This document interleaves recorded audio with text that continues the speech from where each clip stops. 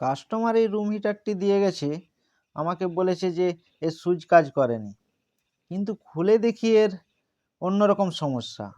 এর যে কয়েল আছে, কয়েল ফিউজ হয়ে রয়েছে। তো এটি মাপতে গিয়ে দেখি যে এর কানেকশন নেই। তো এবার আমি এটি খুলে দেখলাম। খুলে দেখার পর দেখি যে কয়েলের এক প্রান্ত কেটে আছে।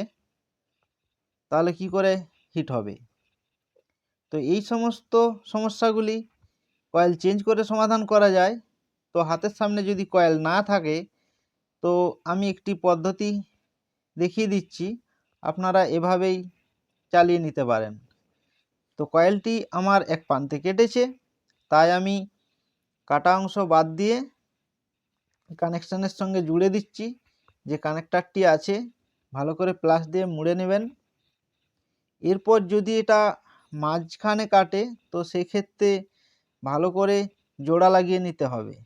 তাতেই দেখবেন আপনার হিটার কমপ্লিট হয়ে গেছে। তো এক্ষেত্রে আমার হাতের সামনে কোনো কয়েল না থাকায় এবং কাস্টমারের তাড়াহুড়োর জন্য আমি এটি জুড়ে নিয়েই চালিয়ে দেব। তো আপনারা দেখতে থাকুন কিভাবে আমি কানেকশন জুড়ে নিচ্ছি।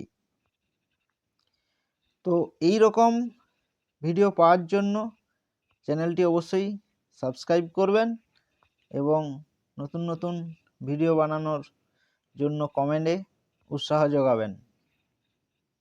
তো আমার কয়েল এখানে কানেকশন জোড়া হয়ে গেছে। এরপর আমি ধীর গতিতে সব কানেকশন লাগিয়ে নিচ্ছি। তো দেখুন, অলরেডি আমি একবার মেপে দেখিয়ে নিচ্ছি, আমার মাপ ওকে আছে। তো এবার আমি বডির সঙ্গে সেটে নিচ্ছি একের পর এক। তো এই শীতের মধ্যে খুবই ভালো উপকার করে, কেননা যে ঠান্ডা এখনকার দিনে পড়েছে, এতে করে রুম হিটার ছাড়া ঘুমানোই যাচ্ছে না।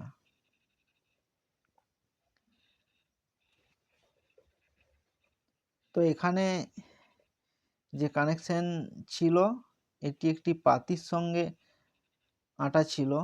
তো এখানে একটু দেরি হচ্ছে, তো সঙ্গে থাকুন, আমি কিভাবে করছি দেখে নিন।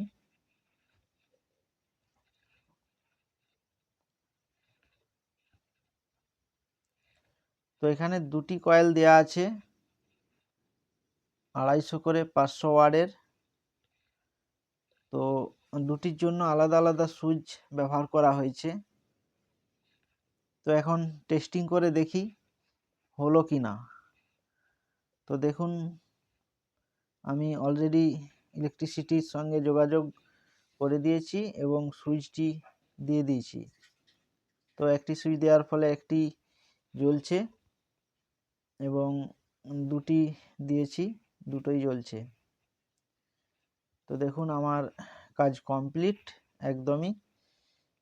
থ্যাংক ইউ সঙ্গে থাকার জন্য।